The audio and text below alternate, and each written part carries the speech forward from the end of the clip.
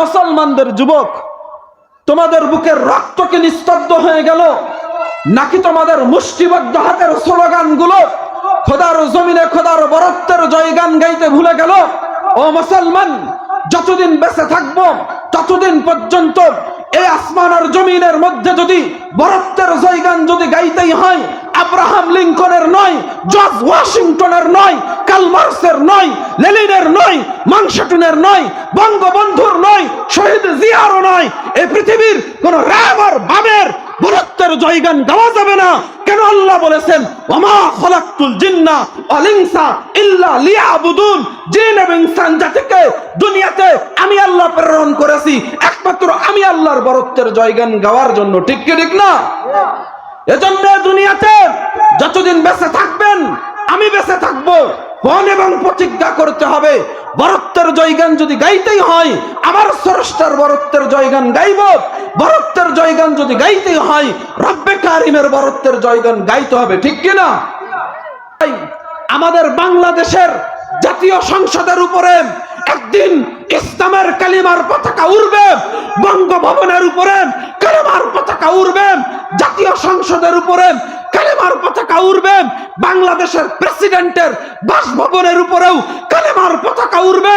ওই আমাদের পার্শ্ববর্তী দেশ মাতাল কোলাঙ্গার মুসলমানদের রক্ত পিপাসু নরেন্দ্র মোদীর বাসভবনের উপরে কালেমার পতাকা উড়বে, দিল্লির লাল কেল্লা আবার মুসলমানেরা শাসন করবেন, গোটা পৃথিবীর সুপার পাওয়ার বলে যাকে চিনেন আমেরিকার ওয়াশিংটন কালেমার পতাকা উড়বে, বিপিনকে রাজপথে আল্লাহু আকবরের প্রতিধ্বনি হতে থাকবে।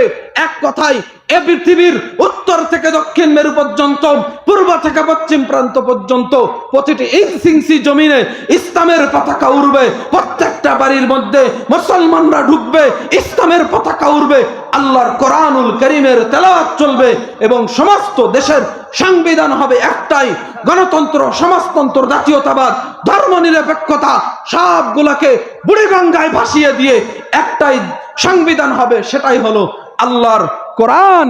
আল্লাহর কোরআন, আল কোরআন। সুবহানাল্লাহ বলেন। ইনশাআল্লাহ তাআলা যদি আমাদের খুশ নসিব হয়, আল্লাহ তাআলা আমাদেরকে দেখবার সুযোগ দিবেন, গোটা পৃথিবীতে এটাই হবে, আল্লাহর কোরআন হবে সংবিধান, আল্লাহর কোরআন হবে সংবিধান। সমস্ত মানব রচিত সমস্ত কুফরি শিরকি যত মন্ত্র তন্ত্র আছে, সমস্ত মন্ত্র তন্ত্রের কবর রচিত হবে। ওই কবরের উপরে একটি ফুলের গাছ পয়দা হবে, আর ওই ফুলের গাছে যে ফুল উঠবে সেটা হলো কোরআনের ফুল, সেটা হবে আল্লাহর কোরআনের ফুল। সুবহানাল্লাহ। মাহতারাম হাজিরিন, এজন্য আমাদেরকে কোরআনকে আঁকড়ে ধরতে হবে। পারবো তো ইনশাআল্লাহ? আল্লাহর কোরআনকে মজবুত ভাবে আঁকড়ে ধরবেন তো ইনশাআল্লাহ? আল্লাহর কোরআনকে আল্লাহর জমিনে কায়েম করবার জন্য যদি বুকের তাজা রক্ত ঢেলে দিতে হয়, যদি জান মাল কুরবান করতে হয়, করবো তো ইনশাআল্লাহ? বিষয়টাকে সামনে রেখে আপনাদের সামনে আলোচনা করতে চাই। আল্লাহ পাক রব্বুল আলামিন সাত আসমানের উপর থেকে কোরআনুল কারীমকে নাজিল করেছেন এবং সেই কোরআনুল কারীমের মধ্যে আল্লাহ পাক রব্বুল আলামিন বলেছেন, কুল ইন কুনতুম তুহিব্বুনাল্লাহ, নবী আপনি আপনার উম্মতদেরকে বলুন, যদি আপনার উম্মতেরা আমি আল্লাহকে ভালোবাসতে চাই, দাবি করলে ভালোবাসা হবে না, আমাকে যে তারা ভালোবাসে এজন্য তাদেরকে একটা পরীক্ষা দিতে হবে, তাদের জন্য কিছু করণীয় আছে, কিছু বর্জনীয় আছে, তাদের জন্য যে কাজটা করতে হবে সেটা হলো আপনি তাদেরকে বলে দিন যে ফাত্তাবিউনি, যদি তোমরা আল্লাহ তাআলাকে ভালোবাসতে চাও, যারা আল্লাহ তাআলাকে ভালোবাসবে তাদের ঈমানি দায়িত্ব, তাদের নৈতিক দায়িত্ব হলো আপনি রাসূল আপনার উম্মতদেরকে বলুন তারা যেন আপনি রাসূল আপনার সুন্নতের তরিকায়, আপনার আদর্শে তার পুরা জিন্দেগি যেন বসর করে, অর্থাৎ আপনি রাসূলের তরিকায় যেন তারা তাদের জীবনকে সুসজ্জিত করে। সুবহানাল্লাহ বলেন।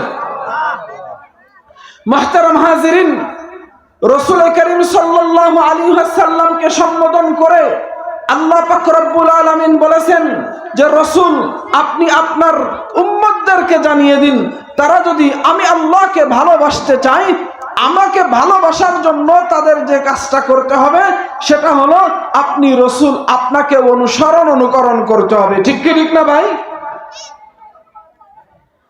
রাসূলুল্লাহ সাল্লাল্লাহু আলাইহি ওয়াসাল্লামকে আমাদের ব্যক্তিগত জীবনের জন্য আইডল মানতে হবে, আমাদের পারিবারিক জীবনের জন্য, আমাদের সামাজিক জীবনের জন্য, আমাদের রাষ্ট্রীয় ব্যবস্থার জন্য, এমনকি গোটা আন্তর্জাতিক ব্যবস্থাকে, গোটা বিশ্বের ইনসিনসি জমিনের জন্য একমাত্র কেবলমাত্র শুধুমাত্র রাসূল করিম সাল্লাল্লাহু আলাইহি ওয়াসাল্লামকে অনুকরণ করতে হবে।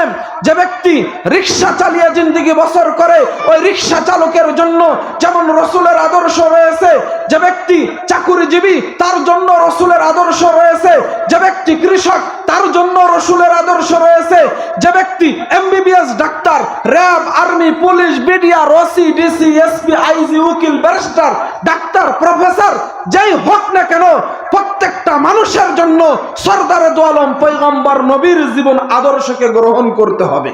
ঠিক কি ঠিক না ভাই? সবার জন্য রাসূলের জিন্দেগিকে চয়ন করতে হবে, রাসূলুল্লাহ সাল্লাল্লাহু আলাইহি ওয়াসাল্লামকে আইডল মানতে হবে, রাসূলুল্লাহ সাল্লাল্লাহু আলাইহি ওয়াসাল্লামের জীবন আদর্শকে আমি আপনারা গোটা পৃথিবীর সমস্ত মানুষেরা যদি চয়ন করে নেয়, ভালোবেসে মহাব্বত করে রাসূলের সুন্নত তরিকায় যদি তার জীবনকে সুসজ্জিত করে, আল্লাহ পাক রব্বুল আলামিন বলেছেন যে ব্যক্তি তার জীবনকে, যে সমাজ ব্যবস্থাকে, যে রাষ্ট্র ব্যবস্থাকে, গোটা বিশ্ব যদি বিশ্ব নবীর জীবন আদর্শকে যদি চয়ন করে নেয়, রাসূলের আদর্শকে যদি গ্রহণ করে নেয়, প্রমাণ হবে আমি আপনি যদি রাসূলের আদর্শকে গ্রহণ করে নিই, প্রমাণ হবে আমি আপনি আল্লাহ তাআলাকে ভালোবাসি। আমাদের সমাজটা যদি, সমাজের সমস্ত মানুষ যদি আল্লাহ তাআলার হুকুমে রাসূলের সুন্নত তরিকাকে আদর্শ হিসাবে গ্রহণ করে, প্রমাণ হবে আমাদের সমাজ ব্যবস্থা আল্লাহ তাআলাকে ভালোবাসে, আমাদের সমাজের মানুষ আল্লাহ তাআলাকে ভালোবাসে। আমাদের বাংলাদেশ এই রাষ্ট্রের সমস্ত মানুষেরা, আমাদের রাষ্ট্রের কর্ণধার যারা আছে তারাও যদি রাসূলের আদর্শকে গ্রহণ করে নেয়, প্রমাণ হবে আমাদের রাষ্ট্র আল্লাহ তাআলাকে ভালোবাসে। ঠিক কি ঠিক না ভাই? আমি বুঝাইতে চাচ্ছি, আমরা যদি আল্লাহ তাআলাকে ভালোবাসতে চাই, আমরা যদি আল্লাহ তাআলাকে কাছে নিতে চাই, আল্লাহ তাআলার ভালোবাসার পাত্র হতে চাই, তবে আমাদের যেটা করণীয় সেটা হলো রাসূলের আদর্শকে গ্রহণ করতে হবে। রাসূলের আদর্শ গ্রহণ করলে প্রমাণ হবে যে আমরা আল্লাহ তাআলাকে ভালোবাসি। ঠিক কি ঠিক না? এজন্য আমরা প্রতিজ্ঞা করতে পারি, যারা আমরা এখানে উপস্থিত হয়েছি একটু পণ এবং প্রতিজ্ঞা করি। আজ থেকে পণ এবং প্রতিজ্ঞা আমার ব্যক্তিগত জীবনে, আমার পারিবারিক জীবনে, সামাজিক জীবনে, রাষ্ট্রীয় জীবনে, আন্তর্জাতিক অঙ্গনে রাসূলের আদর্শকে, রাসূলের সুন্নাত তরিকাকে, রাসূলের খেলাফা পদ্ধতিকে বাস্তবায়ন করবার জন্য যদি বুকের তাজা রক্ত মালিকের কাছে নজরানা দিতে হয় সেটাই দিব। মালিকের কাছে বুকের তাজা রক্ত দিতে পারাটা মনে রাখবেন, যারাই দিবে এটা তাদের জন্য ভাগ্য, আমি যদি দিতে পারি এটা আমার জন্য সাআদাত। ঠিক কিনা? জোরে আওয়াজ করে বলেন। রাসূলের আদর্শে আদর্শিত হয়েছিল ওমর ফারুক রাদিয়াল্লাহু তাআলা আনহু। রাসূলের আদর্শে আদর্শিত হওয়ার কারণে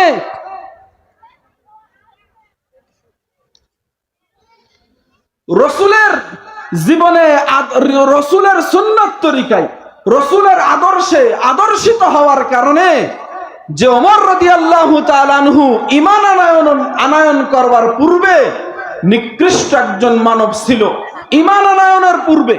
কেননা রাসূলুল্লাহ সাল্লাল্লাহু আলাইহি ওয়াসাল্লাম হাদিসে কারীমার মধ্যে ঘোষণা করেছেন, ওই ব্যক্তি দুনিয়ার মধ্যে থেকে সবথেকে নিকৃষ্ট যে ব্যক্তি কোন নবীকে হত্যা করে আর যে ব্যক্তিকে কোন নবী হত্যা করে। নাউজুবিল্লাহ বলেন। ওমর রাদিয়াল্লাহু তাআলা আনহু একদিন তো রাসূল করিম সাল্লাল্লাহু আলাইহি ওয়াসাল্লামের গর্দান নিতে যাইতেছিল। নাউজুবিল্লাহ বলেন। প্রসিদ্ধ ঘটনা, সেই ওমর রাদিয়াল্লাহু তাআলা আনহু যখন কোরআনুল কারীমের তেলাওয়াত শুনে, একটা কথা মনে রাখবেন, কোরআনুল কারীমের তেলাওয়াত যখন শুনে মুসলমানদের ঈমান জাগ্রত হয়ে যায়। সুবহানাল্লাহ বলেন। কোরআনুল কারীমের তেলাওয়াত শুনলে, কোরআনুল কারীমের তাফসীর শুনলে যারা ঈমানদার তাদের ঈমান বেড়ে যায়। আর যারা মুনাফিক আছে তারা হিদায়াত পায় না, তাদের নেফাকি বেড়ে যায়। অনেক সময় দেখা যায় কাফেররাও কোরআনুল কারীমের তেলাওয়াত শুনলে, কোরআনুল কারীমের আলোচনা শুনলে তাদের কুফরি ধরা পড়ে যায়। তখন তারা ঈমান এনে ঈমানের বলে বলীয়মান হয়ে যায়। সুবহানাল্লাহ বলেন। ওমর ফারুক রাদিয়াল্লাহু তাআলা আনহু কোরআনুল কারীমের তেলাওয়াত শুনছিল, তার কুফরি ধরা পড়ে গিয়েছিল, রাসূলের গর্দান আনতে গিয়েছিল। দেখা যায় সেই ওমর রাসূলের গর্দান কাটতে খোলা তলোয়ার নিয়ে রওনা করেছিল, দেখা যায় কোরআনুল কারীমের তেলাওয়াত শুনে নিজের গর্দানটা রাসূলের কদমে লুইয়ে দিয়েছিল। সুবহানাল্লাহ বলেন। মুহতারাম হাজিরিন, এজন্য আমাদের কোরআনুল কারীমের তেলাওয়াত বেশি বেশি করতে হবে এবং কোরআনুল কারীমের আলোচনা আমাদের বেশি বেশি শুনতে হবে। ঠিক কি ঠিক না ভাই? তো আমি বলতে চাচ্ছিলাম, গোটা পৃথিবীর মানুষেরা যদি আল্লাহ তাআলার হুকুমে রাসূলের সুন্নাহকে গ্রহণ করে নেয়, রাসূলের আদর্শকে যদি গ্রহণ করে নেয়, প্রমাণ হবে যে তারা আল্লাহ তাআলাকে ভালোবাসে। মনে রাখবেন, যারা আল্লাহ তাআলাকে ভালোবাসতে চায় তাদের করণীয় হলো রাসূলের আদর্শকে গ্রহণ করতে হবে। আর আমি আপনি যখন আল্লাহ তাআলাকে ভালোবাসতে যে রাসূল করিম সাল্লাল্লাহু আলাইহি ওয়াসাল্লামের সুন্নাত তরিকাকে গ্রহণ করে নিব, আদর্শকে গ্রহণ করে নিব, তখন আল্লাহ পাক রব্বুল আলামিন বলেছেন, নবী আপনি আপনার উম্মতদেরকে জানিয়ে দিন, তারা যদি আপনার সুন্নাত তরিকাকে গ্রহণ করে নেয়, ইহবিবুকুমুল্লাহ, আপনি তাদেরকে জানিয়ে দিন আমি সাত আসমানের মালিক, সাত জমিনের মালিক, সমস্ত কুল কায়নাতকে আমি রব্বে কারীম তৈয়ার করিয়েছি, আমি সমস্ত সৃষ্টি জগতের খালেক, আমি স্রষ্টা, আমি তাকে ভালোবেসে আমার কুদরতি কোলে উঠিয়ে নিব। সুবহানাল্লাহ বলেন। আল্লাহ আমাকে ভালোবাসবেন যদি আমি রাসূলের সুন্নাত তরিকাকে গ্রহণ করে নি। আল্লাহ তাআলা আপনাকে ভালোবাসবেন যদি আপনি আপনার জীবনটাকে রাসূলের সুন্নাত তরিকায় সুসজ্জিত করেন। এজন্য রাজি আছেন তো ইনশাআল্লাহ? আল্লাহ তাআলা আমাদের সকলকেই তৌফিক দান করুন।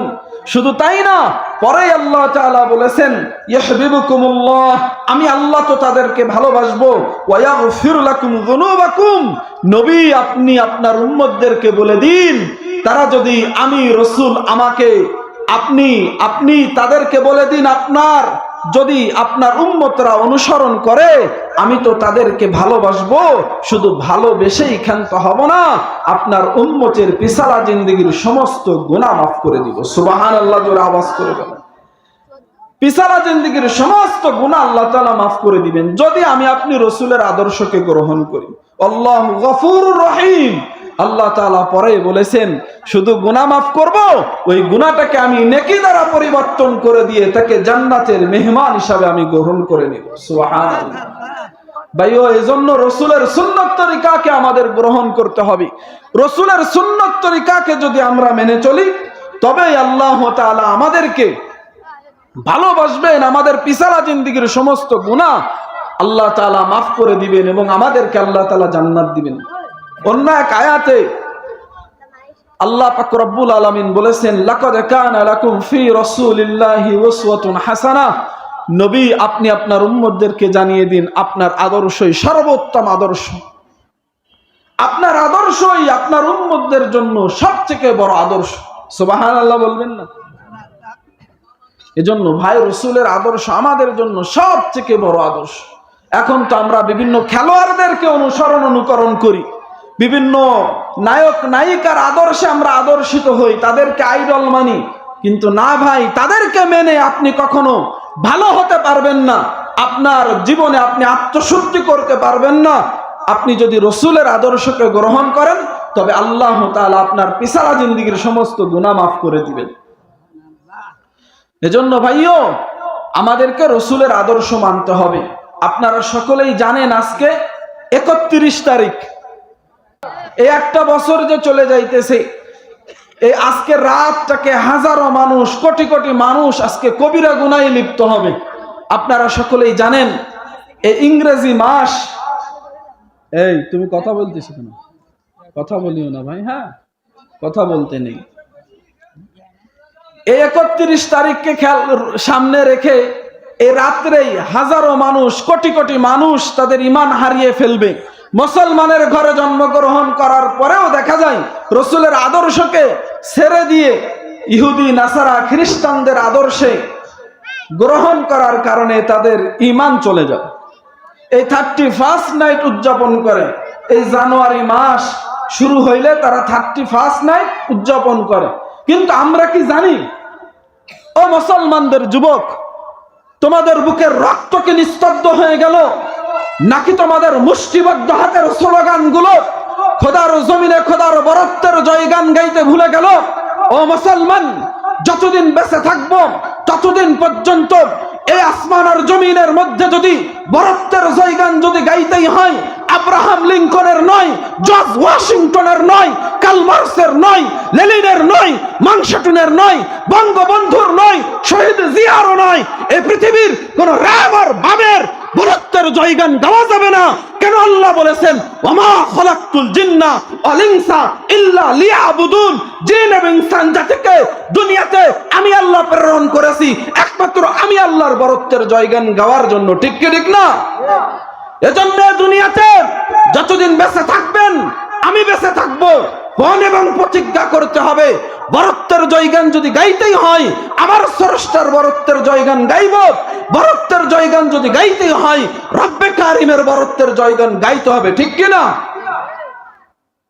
এই 31 নাইট কেউ লক্ষ্য উদযাপন করে, অত ইতিহাস এত নিকৃষ্ট। যারা এই 31 নাইট উদযাপন করবে, খোদার কসম করে বলি, সঙ্গে সঙ্গে তার ঈমানটা চলে যাবে। নাউজুবিল্লাহ বলেন।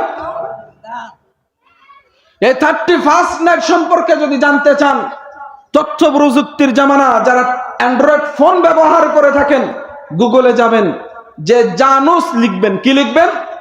জানুস লিখে সার্চ করবেন, দেখবেন 2 মুখ বিশিষ্ট একটা মূর্তি চলে আসবে। নাউজুবিল্লাহ বলেন।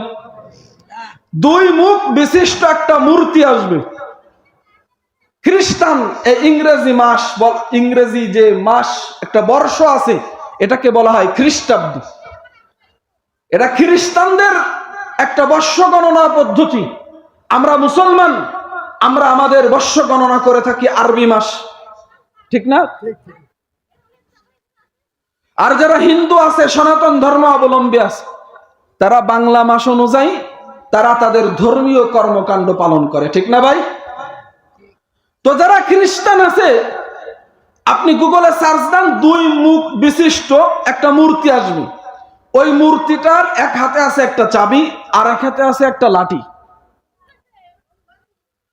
খ্রিস্টানদের, প্রাচীন যুগের খ্রিস্টান, তাদের একটা আকীদা বিশ্বাস ছিল, এই জানুস নামক মূর্তিটা অনেক পাওয়ারফুল। খ্রিস্টানদের আকীদা, তাদের ধারণা, তাদের বিশ্বাস, এই জানুস নামক মূর্তির পূজা করে, ইবাদত করে, বন্দেগী করে যদি জানুস নামক মূর্তিকে খুশি করা যায়, তবে এই জানুস মূর্তিটা অনেক পাওয়ারফুল। এই জানুস মূর্তিটা যেমন সামনে, তার তো 2টা মুখ, সামনের মুখ দিয়ে সে ভবিষ্যৎ দেখে, পিছনের মুখ দিয়ে সে অতীত জানে। তো এই জানুস নামক মূর্তিটাকে যদি আমরা খুশি করতে পারি, এটা আকীদা কাদের?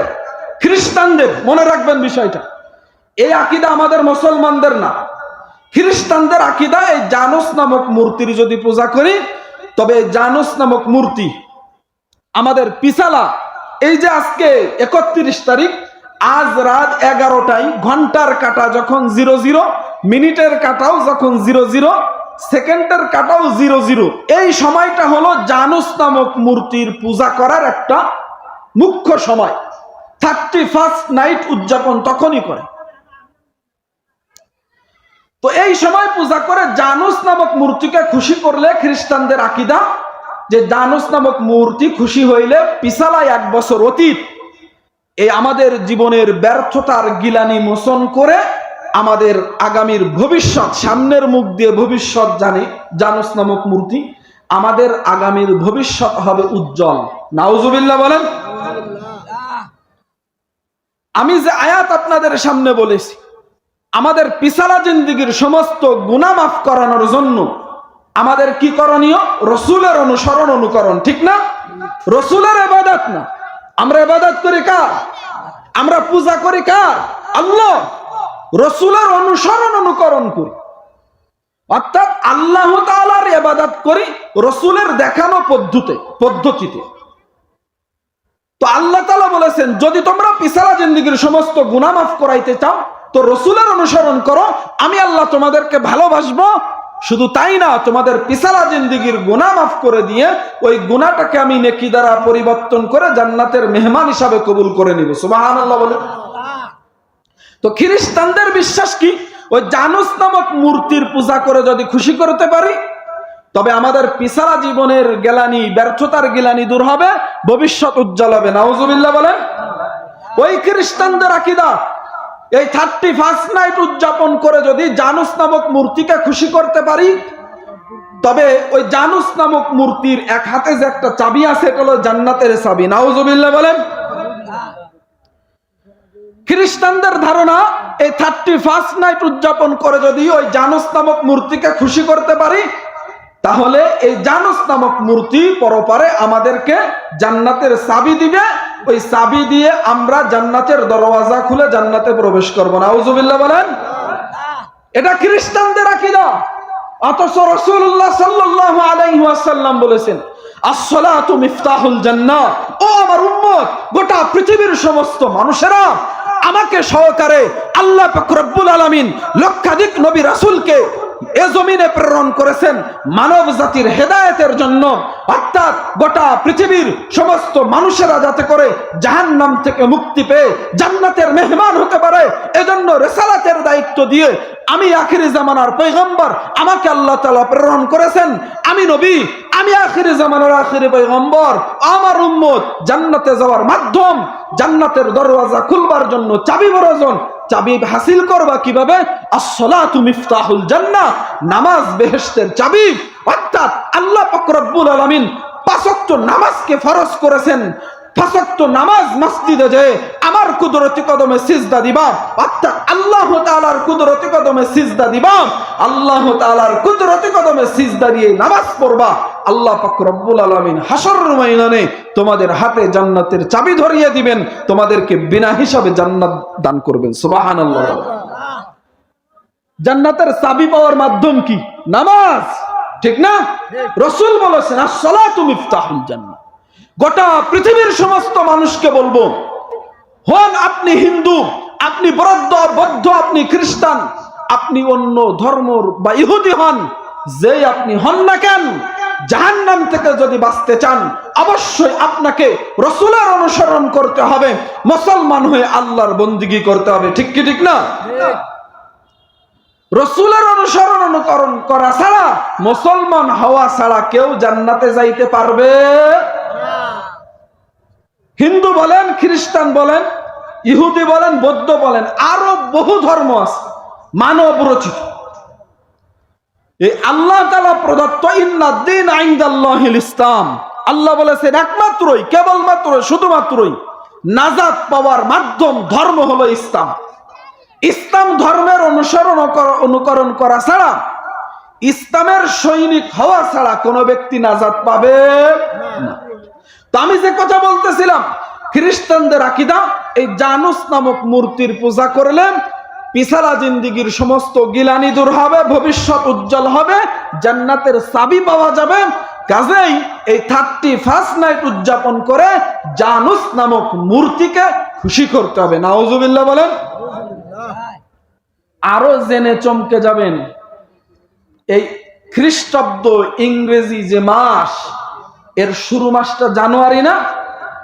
আমার কথা যদি আপনার বিশ্বাস না হয়, আপনি গুগলে সার্চ দেন, এই জানুয়ারি মাস এই জানুস নামক মূর্তির নাম থেকে নামকরণ করা হয়েছে। নাউজুবিল্লাহ বলেন। আমরা যে গণনা করি এটা যে আপনি কাফের হয়ে যাবেন তা না, কিন্তু যদি এই যে 31 নাইট উদযাপন করা হচ্ছে, আমরা মুসলমানের ঘরে জন্মগ্রহণ করার পরেও যদি এই 31 নাইট উদযাপন করি, খ্রিস্টানরা 31 নাইট উদযাপন করে, সেটা তাদের ধর্মীয় কর্মকাণ্ড, তাদের ধর্মীয় তারা স্বাধীনভাবে পালন করবে। তাদের ধর্মীয় কর্মকাণ্ড পালন করতে আমরা বাধা দিতেছি না। আপত্তি একটি জায়গায়, সে জায়গাটা হলো মুসলমানের ঘরে জন্মগ্রহণ করার পরেও মুসলমানের রক্ত আমার আপনার শরীরে বইতেছে। এই বাংলাদেশের গোটা পৃথিবীর কোটি কোটি তাওহীদি জনতা তরুণ প্রজন্মের শরীরে বইতেছে। তারা এই 31 নাইট খ্রিস্টানদের অপসংস্কৃতিকে, ধর্মীয় কর্মকাণ্ডকে অনুকরণ করার কারণে সঙ্গে সঙ্গে সে বেঈমান, কাফের, মুশরিক হয়ে যাচ্ছে। নাউজুবিল্লাহ বলেন।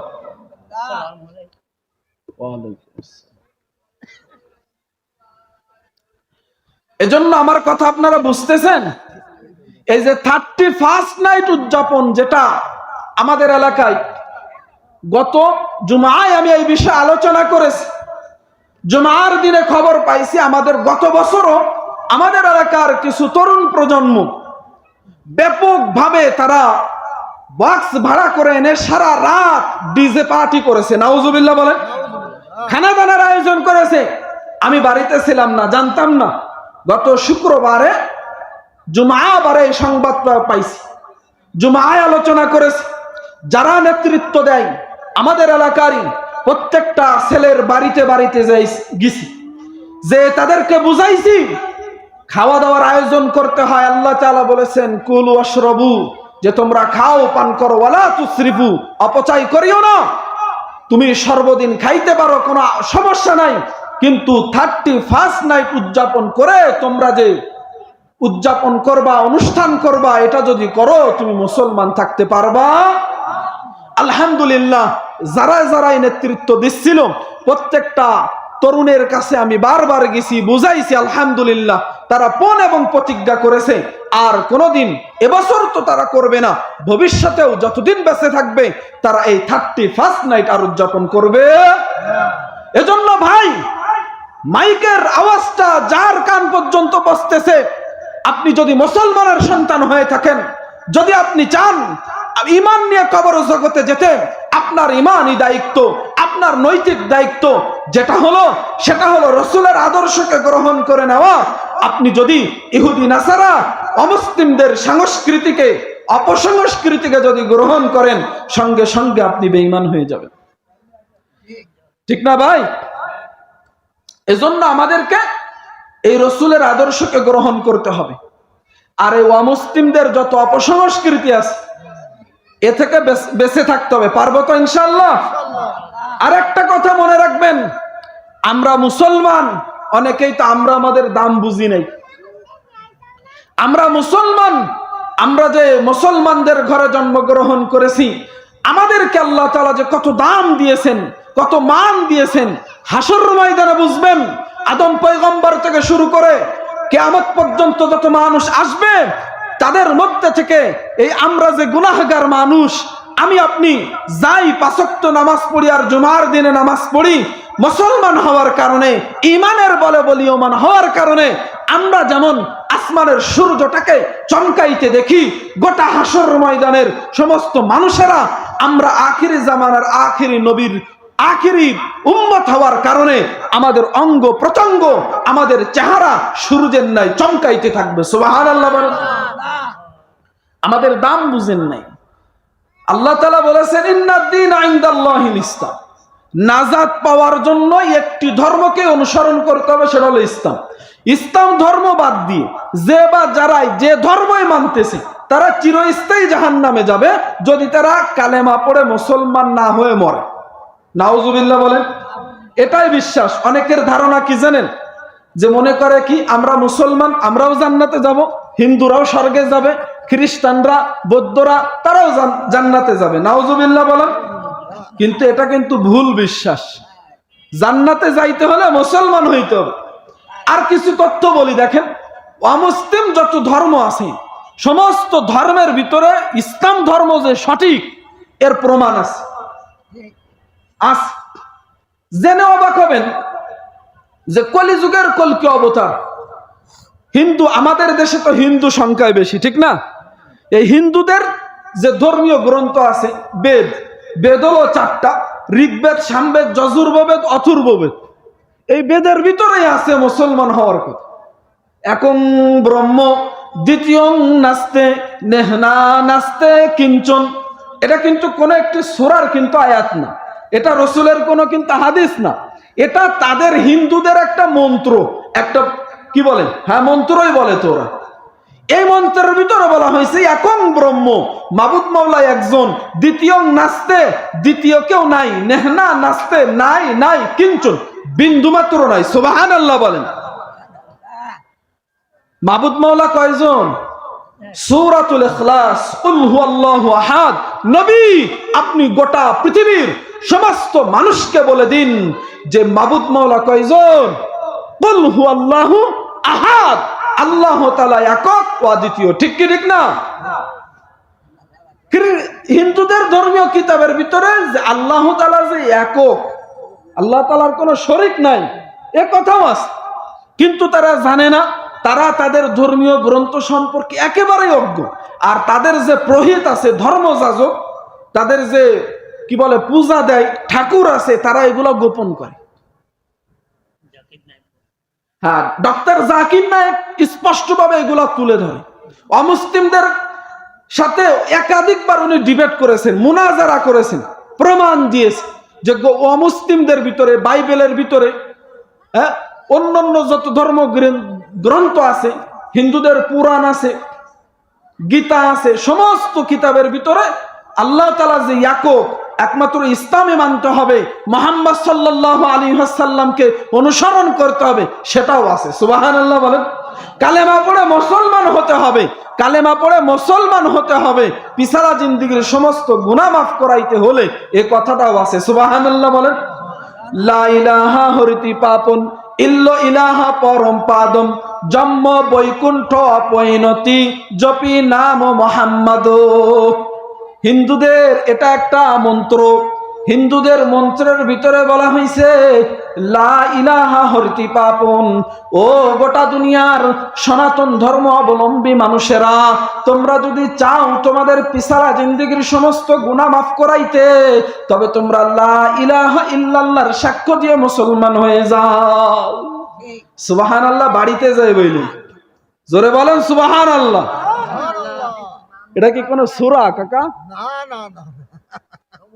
অনেকেই মনে করতে পারেন যে আমি নিজে বানায়া বলতেছি। আমি এখানে ওনাদের যে কিতাব আমার কাছে আছে, মানে বই, ওদের হিন্দুদের যে ধর্মীয় গ্রন্থ আমার কাছে আছে, ও থেকেই বলছি।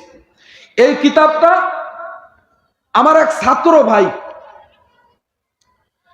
সে নাম হলো মুআজ, ছেলেটা হিন্দু ছিল, সে একজন ইঞ্জিনিয়ার। সে তার ধর্মীয় কিতাব গবেষণা করে দেখছে যে যদি নাজাত পেতে হয়, যদি স্বর্গে যেতে হয়, নরক থেকে বাঁচতে হয়, তবে কালেমা পড়ে মুসলমান হতে হবে। সুবহানাল্লাহ বলেন। সেই ইঞ্জিনিয়ার ছেলেটা, সে কি অশিক্ষিত? সেই শিক্ষিত ছেলে, ঢাকাতে পড়ালেখা করেছে, সার্টিফিকেট আমরা দেখছি, এই চোখে দেখছি। বলছে ভাই, সম্ভ্রান্ত পরিবারে জন্মগ্রহণ করেছিলাম, ভালো ভালো স্কুল কলেজে পড়ালেখা করেছি, ঢাকাতে পড়ালেখা করে ইঞ্জিনিয়ার হয়েছি, এখনো সার্টিফিকেট সঙ্গে নিয়ে ঘুরি। কালেমা পড়ে মুসলমান হয়ে মাদ্রাসাতে ভর্তি হয়েছে। এই যে এই বছর দাওরা হাদিস পড়তেছে আমাদের সাথে, আমিও দাওরা হাদিস পড়তেছি হাটহাজারী মাদ্রাসা। সেই মুআজ ভাই ভুলা একটা মাদ্রাসা, কলোজার মাদ্রাসা, হুজুর চিনেন না? কলোজার মাদ্রাসা, মুফতি আব্দুর রাজ্জাক সাহেব, ওই মুফতি আব্দুর রাজ্জাক সাহেবের মাদ্রাসায় সে মুআজ ভাই এখন দাওরা হাদিস পড়তেছে। ওই যে আমাদের জাহিদ ভাই যেখানে পড়ে, সেই ছেলেটা, যাই চিনছেন না? এখন সেই ছেলেটা এবার দাওরা হাদিস পড়তেছে। এই 1-2 মাস পরে বার্ষিক পরীক্ষা হয়ে যাবে, সে একজন আলেম হয়ে যাবে, কোরআনের আলেম। সুবহানাল্লাহ বলেন। সেই মুআজ ভাই, নবমুসলিম মুআজ ভাই আমাকে তথ্য দিয়েছে, ভাই সমস্ত অমুসলিমদের কাছে কোরআনের দাওয়াত দিতে হবে। ইসলাম যে সত্য ধর্ম, গোটা পৃথিবীর সমস্ত মানুষেরা যদি নাজাত পেতে চায়, একমাত্র ইসলাম ধর্মই মানতে হবে। এজন্য এই কিতাবটা আমি আপনাকে দিলাম, এই বইটা আমি আপনাকে দিলাম। এই কিতাবে যে তথ্য আছে এই তথ্য সঠিক, এই সঠিক তথ্য দিয়ে মুসলমানদের সামনেও বলবেন, যাতে করে তাদের ঈমানটা পুক্তা হয়, তাদের ঈমানের বলে বলীয়মান হতে পারে, আর গোটা পৃথিবীর সমস্ত মুসলিমরা বুঝতে পারে তারা ভুল ধর্মের ভিতরে আছে, তাদের আদর্শ ভুলের পথ, তারা যে পথের পথিক ওই পথের শেষ ঠিকানায় জাহান্নাম। তাদের পথটা পরিবর্তন করতে হবে, সেই পথটা হলো ইসলাম। ইসলামের পথের পথিক যখন হবে শেষ ঠিকানায় জান্নাত মিলবে। সুবহানাল্লাহ বলেন। তাদের ধর্মীয় কিতাব, হিন্দুদের ধর্মীয় কিতাব বেদের ভিতরে আছে লা ইলাহা হরতি পাপন ইল্ল ইলাহা পরম পাদম। যদি তোমরা চাও তোমাদের পিছলা জিন্দেগীর সমস্ত গুনাহ মাফ করাইতে, তবে তোমরা লা ইলাহা ইল্লাল্লাহর সাক্ষ্য দাও। অর্থাৎ লা ইলাহা ইল্লাল্লাহর সাক্ষ্য দিলে কেউ অমুসলিম থাকতে পারে, সে সঙ্গে সঙ্গে মুসলমান হয়ে যায়। সুবহানাল্লাহ বলেন। লা ইলাহা হরতি পাপন ইল্ল ইলাহা পরম পাদম জন্ম বৈকুণ্ঠ অপইনতি জপি নাম মুহাম্মদ। একটু লক্ষ্য করুন, হিন্দুদের ধর্মীয় গ্রন্থ বেতের ভিতরে বলেছে পরপারে আল্লাহ তাআলার যে আশ্রয়, এটাই হলো প্রকৃত আশ্রয়। আমি আপনি সকলেই জানি যে আল্লাহ পাক রব্বুল আলামিন হাসর ময়দানে মুমিন মুসলমানদের জন্য নিজের আরশের ছায়ার ব্যবস্থা করবেন। ওখানে 7 দল মানুষকে আল্লাহ তাআলা জান্নাতি মেহমানদারি করাইবেন। সুবহানাল্লাহ বলেন। ওই জায়গায় যদি আশ্রয় পেতে হয়, হিন্দুদের ধর্মীয় গ্রন্থে বলতেছে যে ওই দিনের আশ্রয় শুধু আল্লাহ তাআলাই দিতে পারবেন। জন্ম বৈকুণ্ঠ অপইনতি জপি নাম মুহাম্মদ বেদের ভিতরে বলতেছে।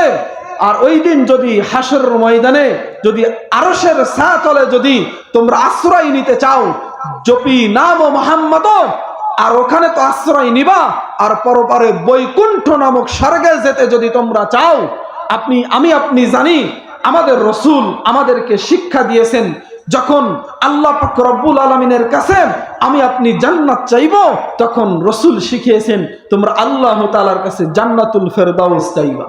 ঠিক না ভাই? তো আমাদের কেন রাসূল সাল্লাল্লাহু আলাইহি সাল্লাম জান্নাতুল ফেরদাউস চাইতে বলেছেন? তার কারণ হলো জান্নাতুল ফেরদাউস উঁচু মাকামের জান্নাত, ঠিক না? তো হিন্দুদের কাছে আপনি জিজ্ঞাসা করবেন বৈকুণ্ঠ নামক স্বর্গ কি, তাদের কাছে বৈকুণ্ঠ মানে উঁচু মাকামের জান্নাত, যেটাকে আমরা জান্নাতুল ফেরদাউস বলি। তাদের বেদের ভিতরে বলেছে যদি তোমরা মরণের পরে বৈকুণ্ঠ নামক স্বর্গে যেতে চাও, তবে তোমরা জপি নাম মুহাম্মদ, একটু বুঝবার চেষ্টা করুন, জপি নাম মুহাম্মদ, তবে তোমরা মুহাম্মদ সাল্লাল্লাহু আলাইহি ওয়াসাল্লামের প্রতি ঈমান এনে মুহাম্মদ সাল্লাল্লাহু আলাইহি ওয়াসাল্লামের উপরে দরুদ পড়ো। সুবহানাল্লাহ। এই কথাটা যদি কোন হিন্দু ধর্মের মানুষ জানে এবং তাদের ধর্মীয় গ্রন্থকে মেনে নেয়, অবশ্যই তাকে সঠিক ধর্ম ইসলামকে গ্রহণ করতে হবে, ঠিক না? এজন্য বয়ানটা ভিডিও হচ্ছে, ভিডিওর মাধ্যমে যে সমস্ত অমুসলিম ভাই বোনদের কাছে এই বয়ানটা পৌঁছবে, অনুরোধ করে বলতেছি আপনার ধর্মীয় গ্রন্থ পড়ুন এবং পড়ে গবেষণা করে দেখুন, আপনাকে মুসলমান হতেই হবে। অনুরোধ করতে বলতেছি, হিতাকাঙ্ক্ষী হয়ে বলতেছি ভাই, এই মাইকের আওয়াজ যদি কোনো অমুসলিমের কানে পৌঁছে, ভাই আমি আপনাকে অনুরোধ করে বলতেছি, আমি আপনার হিতাকাঙ্ক্ষী হয়ে বলতেছি, আমি চাই আপনি নাজাত পেয়ে যান, আমি চাই আপনি নরক থেকে বেঁচে যেন স্বর্গে যেতে পারেন। এজন্য আমি আপনাকে ইসলামের সুশীতল ছায়াতলে আশ্রয় নেওয়ার জন্য সাদরে আহ্বান জানাচ্ছি। মুহতারাম হাজিরিন, শুধু তাই না, দেখেন তাদের ধর্মীয় গ্রন্থের ভিতরে আছে তাদের ধারণা যে কলিযুগের কলকি অবতার আসবে। যুগ 3টা, এখন চলে কলিযুগ। তাদের ধারণা কলিযুগের কলকি অবতার আসবে, মানে আখিরি জামানার আখিরি পয়গম্বর, অন্তিম ঋষি, অন্তিম অবতার। অন্তিম মানে শেষ, কলি মানে শেষ। কেমন?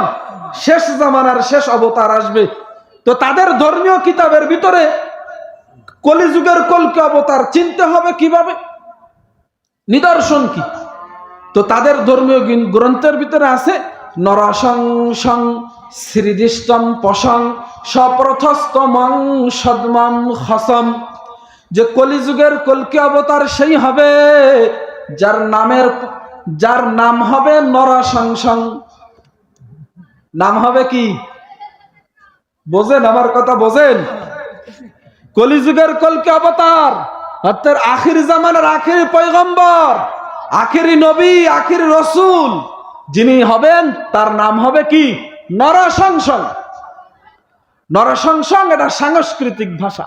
এর বঙ্গ অনুবাদ হলো প্রশংসিত, এবং আরবি অনুবাদ করেন মোহাম্মদ। সুবহানাল্লাহ বলেন।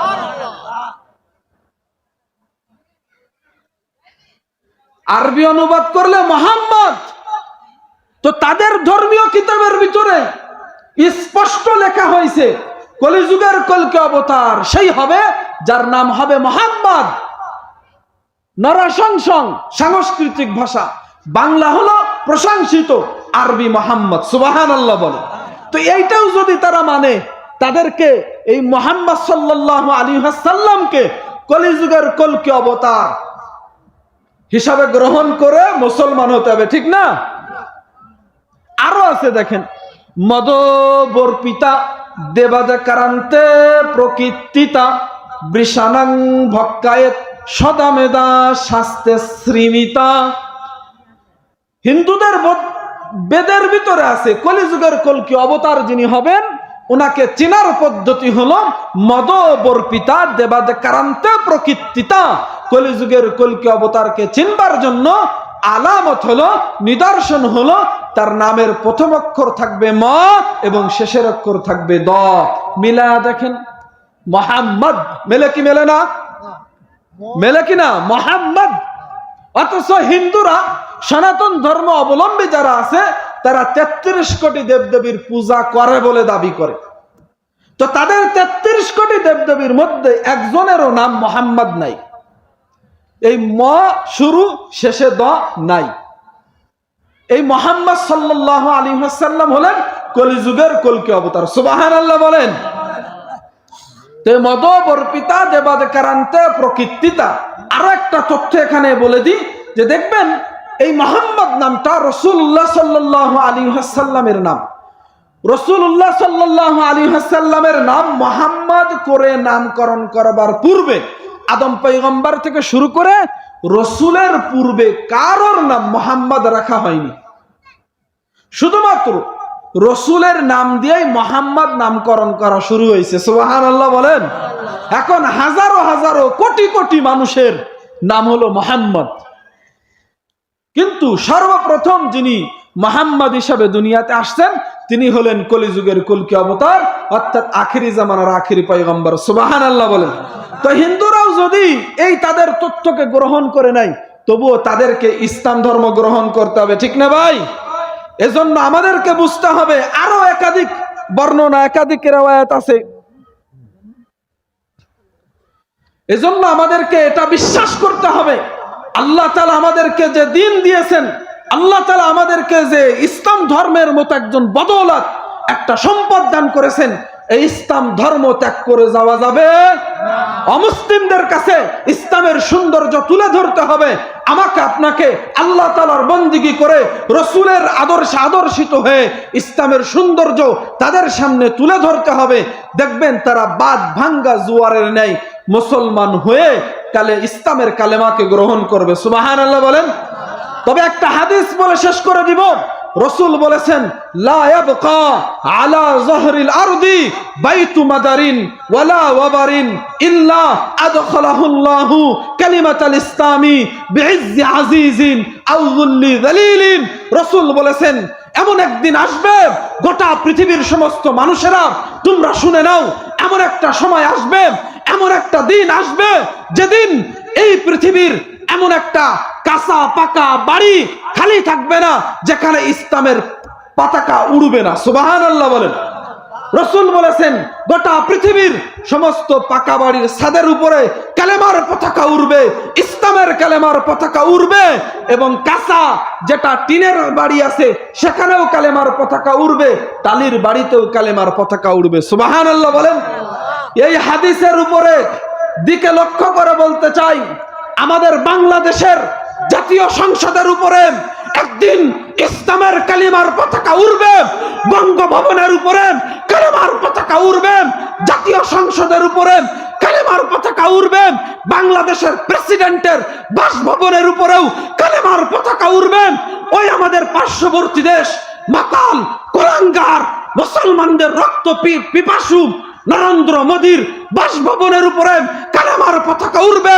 দিল্লির লাল কেল্লা আবার মুসলমানেরা শাসন করবেন। গোটা পৃথিবীর সুপার পাওয়ার বলে যাকে চিনেন আমেরিকার ওয়াশিংটন হোয়াইট হাউসের উপরে কালেমার পতাকা উড়বে। বিপিনকে রাজপথে আল্লাহু আকবরের প্রতিধ্বনি হতে থাকবে। এক কথায় এ পৃথিবীর উত্তর থেকে দক্ষিণ মেরু পর্যন্ত, পূর্ব থেকে পশ্চিম প্রান্ত পর্যন্ত প্রতিটি ইঞ্চি জমিনে ইসলামের পতাকা উড়বে। প্রত্যেকটা বাড়ির মধ্যে মুসলমানরা ঢুকবে, ইসলামের পতাকা উড়বে, আল্লাহর কোরআনুল কারীমের তেলাওয়াত চলবে এবং সমস্ত দেশের সংবিধান হবে একটাই, গণতন্ত্র, সমাজতন্ত্র, জাতীয়তাবাদ, ধর্মনিরপেক্ষতা সবগুলোকে বুড়িগঙ্গায় ভাসিয়ে দিয়ে একটাই সংবিধান হবে, সেটাই হলো আল্লাহর কোরআন। আল্লাহর কোরআন, আল কোরআন। সুবহানাল্লাহ বলেন। ইনশাআল্লাহ তাআলা যদি আমাদের খুশ নসিব হয়, আল্লাহ তাআলা আমাদেরকে দেখবার সুযোগ দিবেন। গোটা পৃথিবীতে এটাই হবে, আল্লাহর কোরআন হবে সংবিধান, আল্লাহর কোরআন হবে সংবিধান। সমস্ত মানব রচিত, সমস্ত কুফরি শিরকি যত মন্ত্র তন্ত্র আছে, সমস্ত মন্ত্র তন্ত্রের কবর রচিত হবে। ওই কবরের উপরে একটি ফুলের গাছ পয়দা হবে, আর ওই ফুলের গাছে যে ফুল উঠবে সেটা হলো কোরআনের ফুল, সেটা হবে আল্লাহর কোরআনের ফুল। সুবহানাল্লাহ। মাহতারাম হাজিরিন, এজন্য আমাদেরকে কোরআনকে আঁকড়ে ধরতে হবে। পারবো তো ইনশাআল্লাহ? আল্লাহর কোরআনকে মজবুত ভাবে আঁকড়ে ধরবেন তো ইনশাআল্লাহ? আল্লাহর কোরআনকে আল্লাহর জমিনে কায়েম করবার জন্য যদি বুকের তাজা রক্ত ঢেলে দিতে হয়, যদি জান মাল কুরবান করতে হয়, করবো তো ইনশাআল্লাহ?